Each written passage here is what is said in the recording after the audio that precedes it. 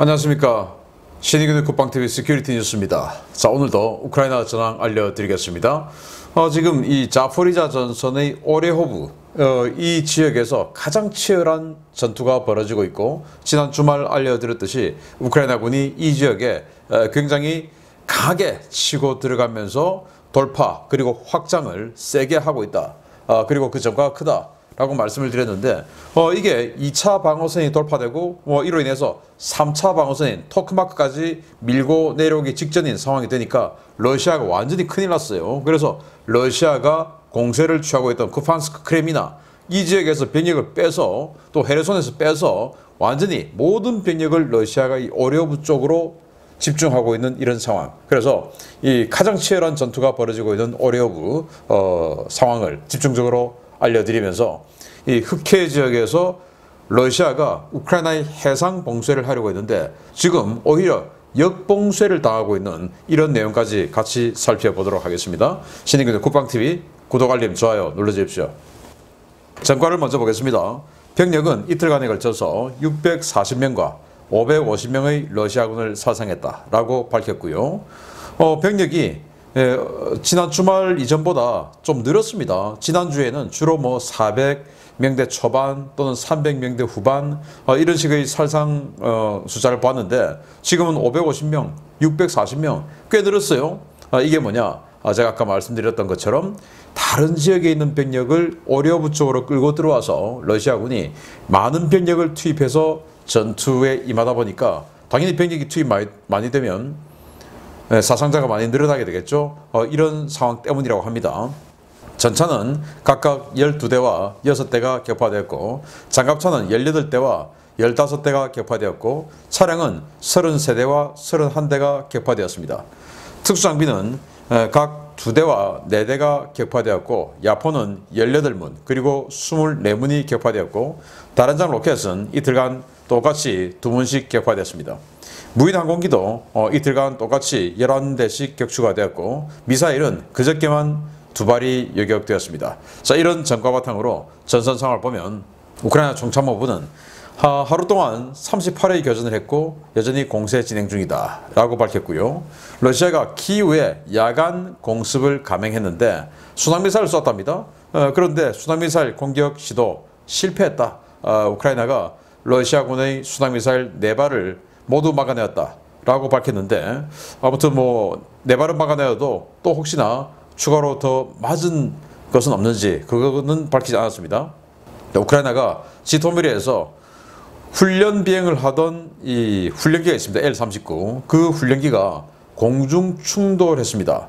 정말 비극일 수밖에 없는데요. 그런데 러시아는 이 L-39 훈련기가 공중 충돌해서 이 잔해까지 다 공개가 되어서, 이 잔해가 누가 봐도 L-39 훈련기인데, 우크라이나나 미그-29 전투기를 가지고 2대 가지고 훈련하다가 서로 부딪혀서 미그-29 2대가 추락했다라고 러시아는 또 홍보를 하고 있어요. 그래서 우크라이나가 무슨 소리냐, 우리 지금 훈련기인데 라고 하는데, 바로 이렇게 생긴 훈련기입니다. 이 비행기는 아니고 동일 기종입니다. 우크라이나군의 훈련기 L-39.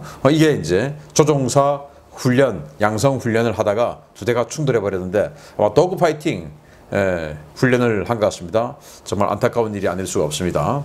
네덜란드 국방장관이 F-16 전투기 공여, 아직 우크라이나는 전제 조건을 미충족했다 라고 밝히면서, 이 네덜란드 국방장관이 자신들이 F-16 전투기 12대를 주겠다 라고 했는데, 이거 다 주는데 68개월 정도 걸릴 것으로 본다 라고 얘기했어요. 한 68개월이면 45년 넘고 6년 아닙니까? 이 전쟁 기간 내에는 갈 수가 없다 라는 것을 네덜란드 국방장관이 이야기를 했고, 그럼에도 불구하고 이 언론 플레이는 지금 잘하고 있죠. 마치 지금 당장이라도 F-16 전투기 주는 것처럼 하는데, 알고 보면 이 국방장관의 말대로라면 68개월이나 걸린다. 참 안타깝습니다.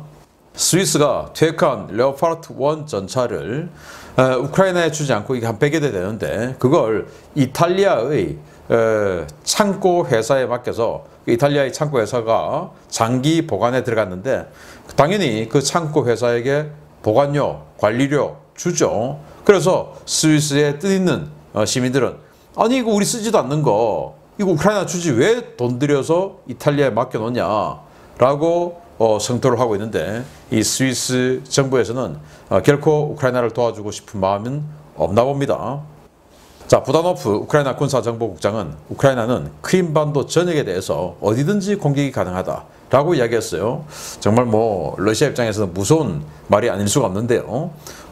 제가 지난주에 우크라이나 독립기념일 날 8월 24일 날 우크라이나 특수부대가 야간에 크림반도에 상륙해서 뭐 한번 이렇게 국기 들고 퍼포먼스 한번 했다라는 사진과 함께 보여드렸는데 그 다음날 또 갔답니다. 또 갔는데 어디로 갔냐?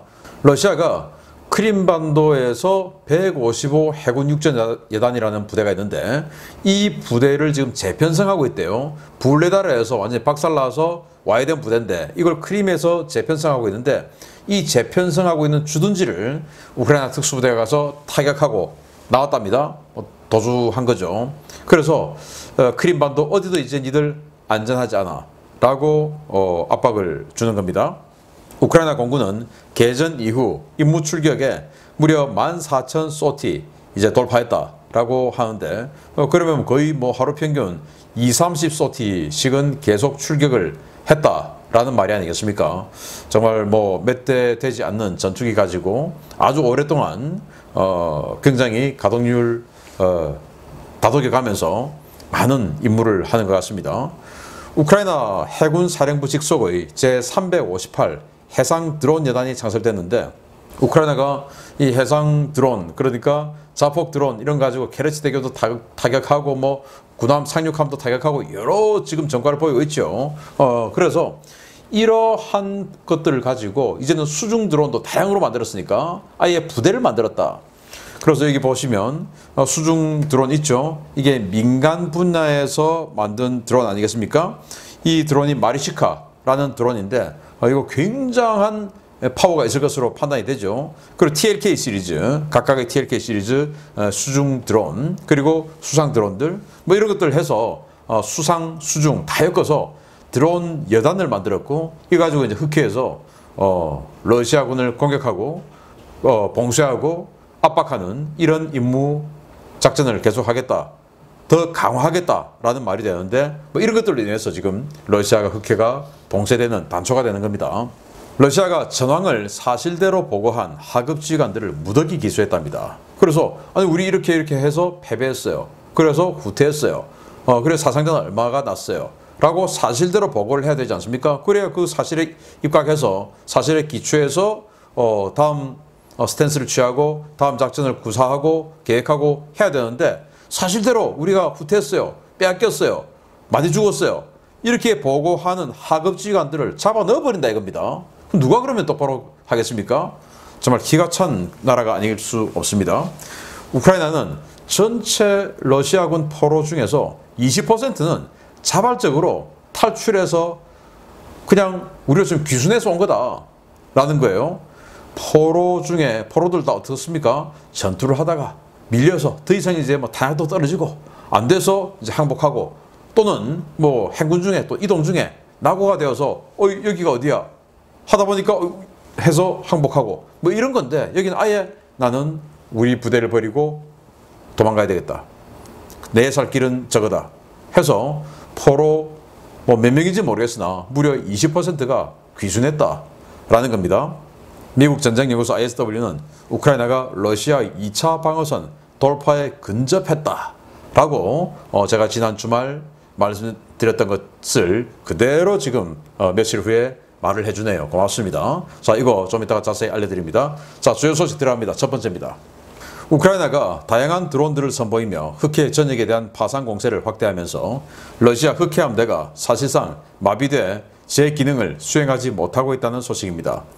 이따금씩 기지 앞바다에 나와 칼리브르 미사일을 쏘는 것 외에는 러시아가 공언한 곡물 수송로 차단과 같은 활동이 올 스톱됐습니다.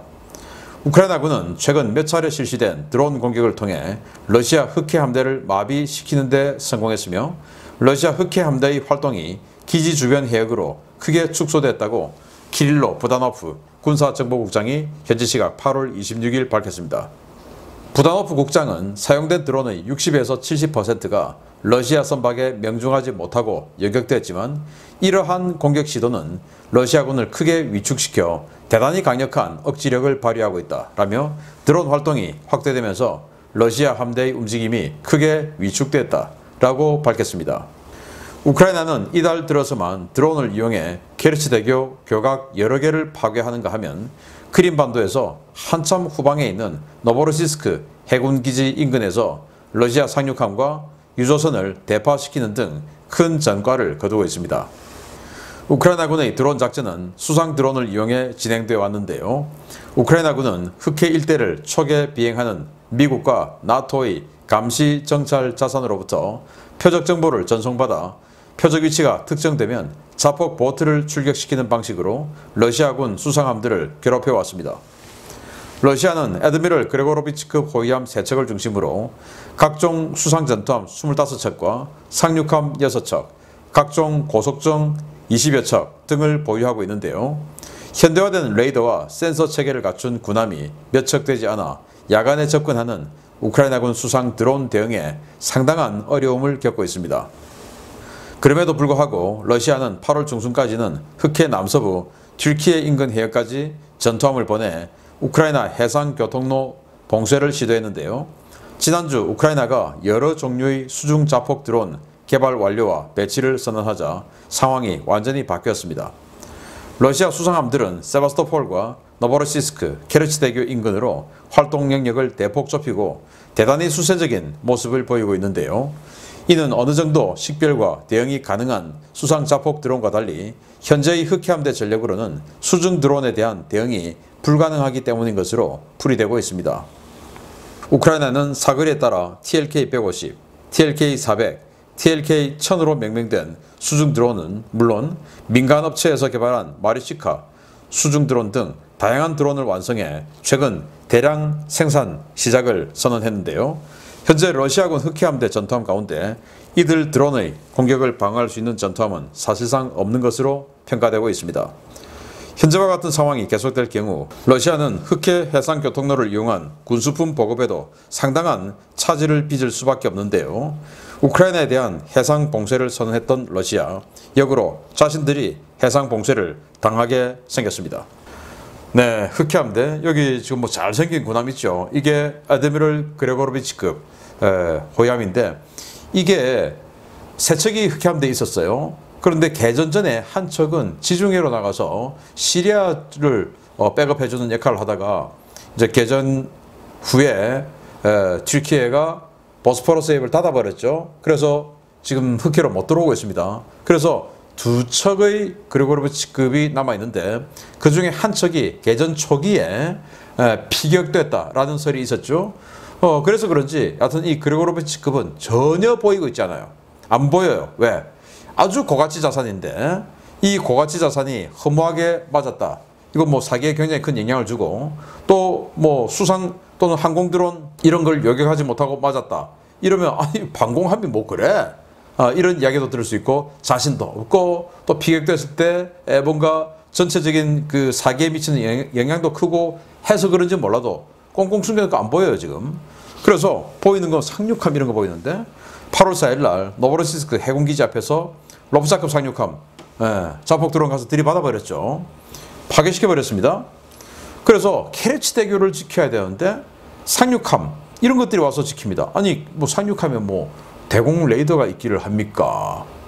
소나가 있어서 잠수함을 탐지를 합니까? 아무것도 아니죠. 그냥 기관포 좀 달려있는데 자 그냥 상륙함은 맞아도 이게 전체적인 데미지가 적다.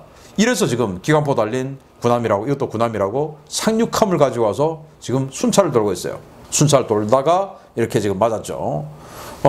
그래서 고가치 자산은 뭐 없기도 하겠고 있어도 자신도 없어서 내놓지도 못하고 자, 이런 상황이 됐는데 여기다가 설상가상으로 우크라이나군이 이제는 수중 드론을 가지고 부대 창설을 해버렸죠. 앞으로 계속 때리겠다. 그리고 구다노프 군사정보국장에 따르면 뭐 대부분 여격은 되지만 그래도 이렇게 계속 공격을 한다라는 이거 자체가 굉장히 강력한 억지력이다. 그래서 이거 지금 뭐 수상함에 대해서 기관포 쏘아서 막 여격하지 않습니까? 여격하다가 이거 지금 뭐 보이는 상황이니까 이렇지만 안 보이는 실 같은 밤에 아까처럼 들어오면 맞는 거죠. 그래서 흑해를 봉쇄하겠다라고 해놓고 이제는 세바스토폴, 케르치대교, 노보로시스크 이 해군기지 앞과 중요 지점, 목진지 앞 여기 외에는 나오지도 못하고 이 앞에서만 시체말로 깔짝깔짝 대고만 있다라는 비참한 러시아 흑해 함대의 상황을 알려드렸고, 자, 궁금한 오레오브 전선 들어가 보겠습니다. 우크라이나군의 남부 전선 공세가 시작될 때 러시아는 동부 전선에서 러시아판 발지 공세를 벌여 우크라이나군 예비대를 최대한 끌어온다는 전략을 세우고 크레미나와 스바토베, 쿠판스크 일대에서 공세를 강화했다는 분석 여러 차례 전해드린 바 있습니다. 아무래도 이 전략은 실패한 것 같습니다. 지난주 우크라이나군이 오레오브 축선의 돌파구를 크게 확장하자 이에 놀란 러시아군이 타 전선에서 부대를 대거 차출해 오레오브 방어선에 투입했으며 막대한 병력을 갈아넣는 피해를 입으며 방어선 일부를 회복하는 데 성공했다고 복수의 오신트 소식통이 현지 시각 8월 27일 리포트했습니다. 지난주 초 로보티네에서 베로보브까지 폭 9km, 중심 7km였던 우크라이나군의 돌파구는 지난주 목요일 서부 코파니에서 동부 베로보브까지 무려 16km나 되는 돌파구로 확장됐는데요. 러시아군은 방어선이 급속도로 붕괴되자 해당 전선에 급히 증원부대를 투입했습니다. 코파니 방면에는 도네츠크에서 빼온 제4군사기지대대, 제19 차량화 소총사단의 최후 예비대인 제503 차량화 소총연대가 증원되었고, 베르보브 방면에는 제100 정찰예단이 증원돼 우크라이나군 공세부대 저지에 나섰습니다. 러시아군은 이들 전력만으로는 방어선 회복이 불가능하다는 판단에 따라 헤르손 전선에 있던 제7 산악 공중 강습사단 병력을 통째로 증원했고, 지난 주말에는 크레미나 전선에서 공세 선봉에 있던 제76 근위 공중 강습사단 역시 통째로 이곳에 소환됐습니다. 러시아는 노보프로코피우카, 이첸코베 방면에 76사단 예하 104 공중 강습연대를, 솔로드카 발카 남쪽 최후 방어선인 노베에 237 공중 강습연대를 배치했는데요. 이번 병력 배치 조정에 따라 오레오브 방면의 방어작전은 공수군이 주도하게 됐습니다. 문제는 병력은 급히 증강에 투입했지만 이들에게 지급될 보급품이 없다는 것인데요. 오레오브 축선 러시아군의 최후 거점인 토크마크는 물론 노베, 솔로드카 발카, 세니츠네 일대에는 식량이 없어 현지 주민들에게 구걸을 하거나 갈취를 하는 러시아군 병력이 급증한 것으로 보고되고 있습니다. 우크라이나는 러시아군의 양익 전력이 보강되자 넓은 돌파구에 분산됐던 돌파 부대들을 결집시켜 돌파구를 축소하고 T-0408 도로 축선에 집중하고 있습니다. 현재는 노보프로코피우카 정착촌과 이첸코베 정착촌 지역의 러시아군을 소탕하기 위해 드론과 경보병 위주 소탕 전문 부대인 스칼라 대대와 해군 제73 특수작전단, 육군 78 공중 강습연대 병력이 투입된 것으로 확인되었습니다. 드론을 대량으로 운영하는 이들 특수전 부대의 진격 속도는 대단히 빠른데요. 이들은 마을에서의 시가전은 물론 러시아군 최전선 방어진지를 우회해 후방의 참호들을 소탕한 뒤 후속하는 기동부대의 길을 열어주는 역할을 수행하고 있는데요. 이들의 속도가 너무 빠르다 보니 이들이 점령한 참호를 아군 진지로 오인한 러시아군이 스스로 달려와 포로가 되는 황당한 상황도 보고되고 있습니다. 우크라이나군은 솔로드카 발카와 세니츠네 일대까지 탈환한 뒤 추가 공세를 이어가기 위해 해당 축선에 제3 전차예단과 제117 기계화예단, 제71 예거예단 등을 준비하고 있는데요. 아무래도 오레오브 전선 방어 임무 총대를 맨 공수군 바흐무트 때와 마찬가지로 패전의 책임을 다 뒤집어 쓰는 것이 아닌지 모르겠습니다. 네, 남부 전선으로 공수군들을 대거 사단급으로 지금 밀어넣고 있습니다. 자, 일단 전황지도 이게 뉴욕타임스 지도죠. 자, 여기 코파니까지 지난 주말에 제가 확장을 했다라고 이 지도를 바탕으로 말씀을 드렸는데 지금 주말 지나면서 이렇게 좁혀졌어요. 이게 러시아군이 크레미나, 헤르손 이 여러 지역에서 부대를 대거 가지고 와서 이제 반격작전에 나서니까 굳이 이렇게 광정면으로 확장을 시킬 필요가 있냐, 도로를 따라서 중요 진지를 때리고 들어가자라는 생각을 했는지 우크라이나가 여기를 뒤로 또 물려줬어요. 그래서 이 T-0408 도로를 중심으로 쭉 내려가는 이 도로를 중심으로 내려가는 이런 쪽으로 조금 축소를 시켰습니다. 마찬가지로 이런 식으로 뭐 그다지 중요하지 않은 부분 뭐 이런 거는 비워두고 중요한 축선 따라 내려가는 이런 모습을 보여주고 있는데요. 뭐 이게 이렇게 후퇴를 하면서 뭔가 중과부적으로 인해서 도저히 지킬 수가 없어서 뒤로 밀려난 것인지 아니면 야 굳이 뭐 여기서 세게 싸울 필요 없다 뒤로 빼 해서 후퇴를 한 것인지는 알 수 없으나 아무튼 이 도로를 따라서 내려가는 이런 모습을 주말간에 보여주고 있고 지금 이제 이첸코베를 거의 함락하는 이런 상황에 있죠. 그래서 솔로드카 발카 여기를 지금 이제 때리는 이런 상황인데 요거 치고 나면 그 다음에 노베죠. 이 노베에 러시아군이 지금 그 76 근위 공중 강습사단 예비대 예단 하나를 여기다가 집어넣고 또 연대 하나는 여기서 바로 지금 전투를 하고 있어요. 그게 바로 여기 백사 이 연대인데 이 백사 연대는 바로 지금 여기 싸우고 있고 다른 연대 하나는 아까 거기 노베에 지금 하고 있습니다. 그래서 이런 식으로 지금 우크라이나군은 시가전 전문 부대죠.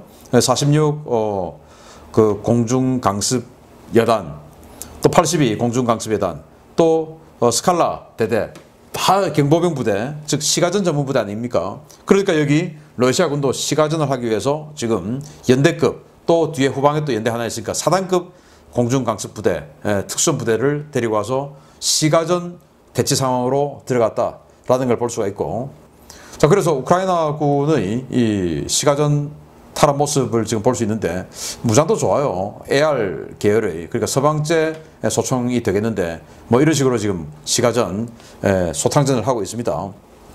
자 그런데 제가 이 동영상을 보고 얼마나 참 황당했는지 제가 이걸 동영상을 플레이를 해 드릴 수가 없어요. 왜? 지금 여기 지금 우크라이나군이 있는데 지금 여기 우크라이나군이 사격을 해서 한 명이 죽어요. 러시아군이 한 명 죽어서 그 죽는 것 때문에 제가 보여드릴 수가 없어요.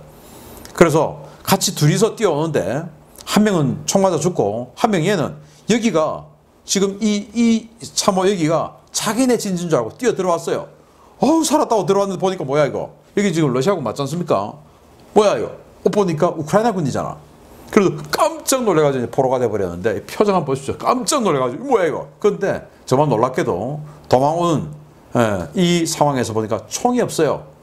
총도 없이 어딘가에 숨어 있다가 지금 도망오는 겁니다. 왔는데 자기는 러시아군 진지인 줄 알고 도망왔는데 알고 보니까 우크라이나군 진지였던 거예요. 왜? 그만큼 빨리 우크라이나군이 들어와서 섞여버려서 도대체 여기가 우크라이나인지 저기가 러시아인지 모르는 겁니다. 자 그리고 이거 보면 자 여기 헬멧 방탄조끼 이거 지금 도색이 없어요. 뭐 디지털 픽셀 없죠. 그래서 러시아군 특유의 도색이 안 된 그냥 카키색 사제 방탄조끼, 사제 헬멧을 지 돈 주고 산 겁니다, 이거. 보급이 안 되니까. 그렇지만 내가 살아야 되겠으니까 좋은 헬멧, 좋은 방탄조끼 집에서 돈 붙여 달라고 해서 알리바바에서 구매해서 지금 입고 있는 겁니다. 정말 기가 찬 거죠. 이게 나라냐. 옷도 제대로 안 입고 뭐 티셔츠 파란색 입고 그러다가 우리 진진 줄 알고 들어가서 우크라이나군 진지로 잘못 들어와서 지금 깜짝 놀라서 뭐야 이거. 그리고는 포로가 되는 이런 상황이다. 계속 알려드리겠습니다. 마치겠습니다. 감사합니다.